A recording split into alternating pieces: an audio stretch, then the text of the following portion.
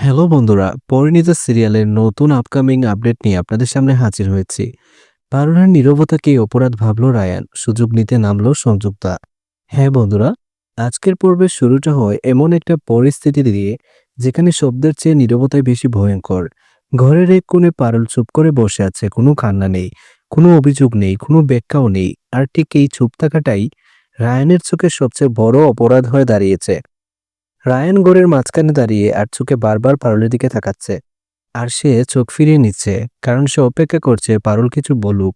কিন্তু পারুল কিছু বলে না। এই নীরবতা রায়ানের ভিতর ধীরে ধীরে একটা ভয়ঙ্কর ধারণা তৈরি করছে।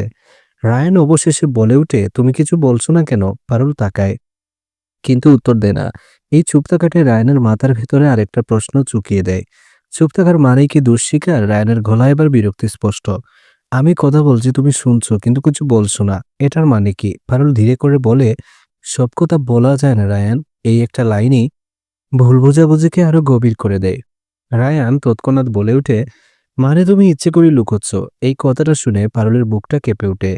সে শান্ত গলায় বলে, আমি লুকোচ্ছি না, আমি শুধু জানি কিভাবে বলবো। কিন্তু রায়ান এই শান্ত গলাটা শুনতে পাচ্ছে না, সে শুনছে নিজের মাথার ভেতরের আওয়াজ।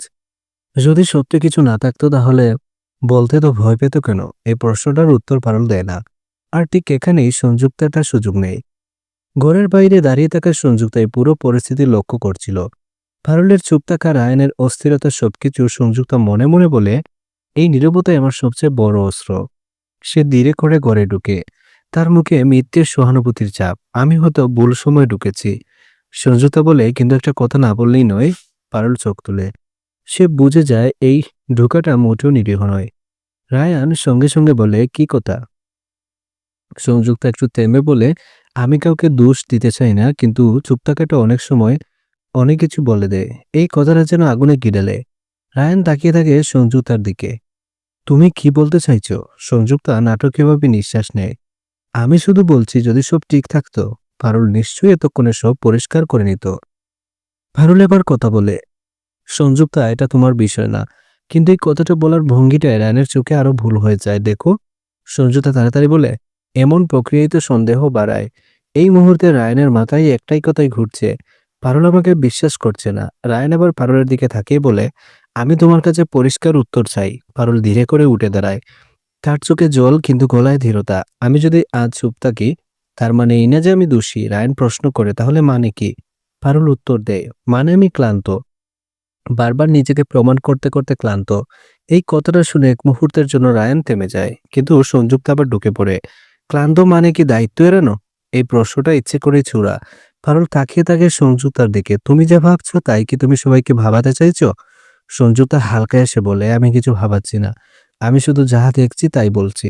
এই কথাটাই বিপজ্জনক, কারণ সংযুক্তা কথা বলছে এমন ভাবে যেন সে নিরপেক্ষ। রায়ান আবার গলাচড়া করে বলে, সবাই চুপ থাকলে আমি কিভাবে বুঝবো সত্যটা? পারুল হঠাৎ বলে উঠে, সব সত্য সবসময় বলা যায় না, কারণ সব মানুষ সব সত্য সহ্য করতে পারে না। এই কথাটা সরাসরি রায়ানের বুকে লাগে। মানে তুমি ভাবছো আমি সহ্য করতে পারবো না? পারুল চুপ করে যায়, আর এই চুপ থাকাটাই সংযুক্ত আবার কাজে লাগায়। দেখো রায়ান, কিছু কথা না বলার মানেই অনেক কিছু। রায়ান আবার পারুলের দিকে তাকিয়ে বলে, আমি কি তোমার জীবনে এতটাও প্রয়োজনীয়? এই প্রশ্নটা পারুল ভাঙিয়ে দেয়। সে বলে, তুমি জানো তুমি কি বলছো? রায়ান উত্তর দেয় না। তার চুপ থাকাটা আবার পারুলের জন্য অসহ্য।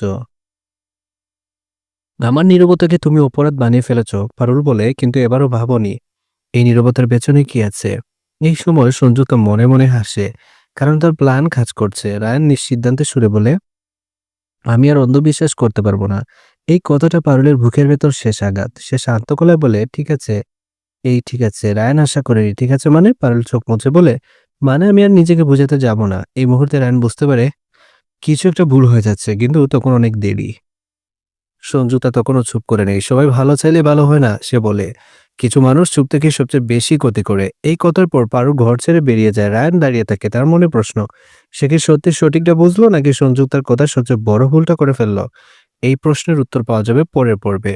যদি ভিডিওটি ভালো লাগে অবশ্যই লাইক দিন, কমেন্ট করুন, বন্ধুদের সাথে শেয়ার করুন। আর পরবর্তী নতুন আপডেট পেতে আমাদের চ্যানেলের সঙ্গেই থাকুন। আর হ্যাঁ, আপনাদের খারাপ লাগা ভালো লাগা অবশ্যই কমেন্ট করে জানাবেন। আশা করছি সবাই ভালো থাকবেন। ধন্যবাদ।